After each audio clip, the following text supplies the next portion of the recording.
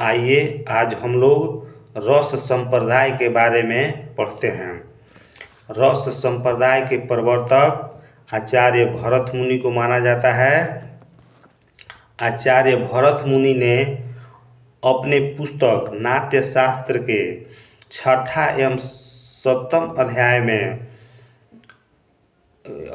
बताया है कि विभाव अनुभाव व्यभिचारी संयोगाद्रस निष्पत्तितः, यानी विभाव अनुभाव और संचारी भाव के संयोग से रस की निष्पत्ति होती है। अब रस के 4 अंग होते हैं। कौन कौन? अस्थाई भाव, विभाव, अनुभाव और संचारी भाव।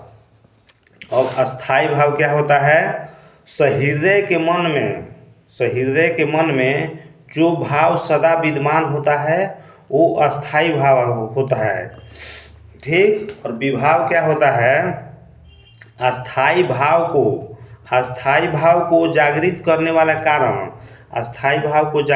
वाला कारण व्यक्ति या परिस्थितियाँ ये विभाव होती है। विभाव 2 प्रकार का होता है, आलंबन और उद्दीपन। तीसरा अंग है अनुभाव होता है अस्थाई भाव को जागृत करने के पश्चात जो होने वाली शारीरिक चेष्टाएं होती है उसे अनुभाव कहते हैं। अनुभाव 4 होते हैं, कायिक, वाचिक, आंगिक और सात्विक। कायिक, वाचिक, आंगिक और सात्विक। चौथा अंग पढ़ते हैं संचारी भाव। यह भाव साथ साथ चलने वाला होता है। यह भाव अस्थाई भाव की पुष्टि के लिए साथ साथ चलता है। संचारी भाव की संख्या 33 बताई गई है। संचारी भाव की संख्या 33 बताई गई है। अब कुछ आचार्यों द्वारा रस का अस्थाई भाव क्या होता है उसके बारे में जानते हैं।